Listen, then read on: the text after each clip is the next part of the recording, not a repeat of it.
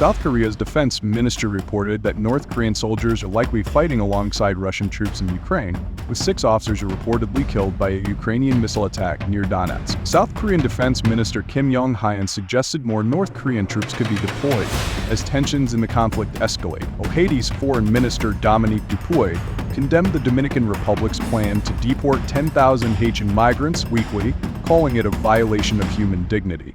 So the deportations come amid Haiti's escalating humanitarian crisis driven by gang violence. Dupuy urged for justice and respect, denouncing the harsh roundups and deportations as dehumanizing. The Georgia Supreme Court has reinstated the state's 6-week heartbeat abortion ban, reversing a lower court's ruling that deemed the law unconstitutional.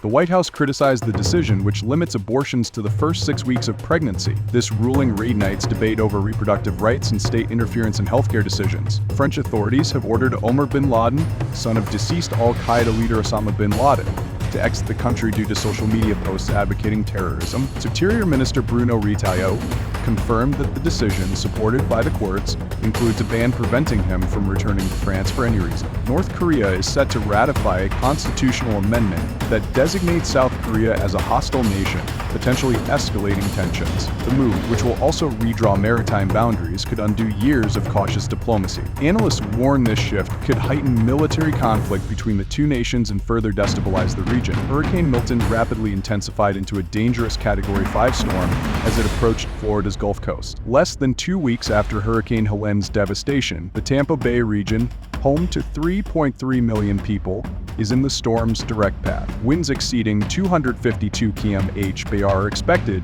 potentially causing catastrophic damage. The 2024 Nobel Prize in Physics has been awarded to John J. Hopfield and Geoffrey E. Hinton for their foundational discoveries in machine learning and artificial neural networks.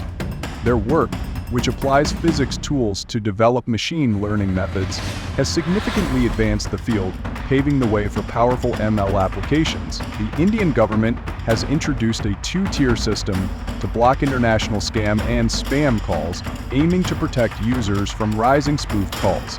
Telecom providers will first block calls from their own networks, followed by a centralized system to stop spoofed calls from other operators. Over 4.5 million calls have been blocked so far,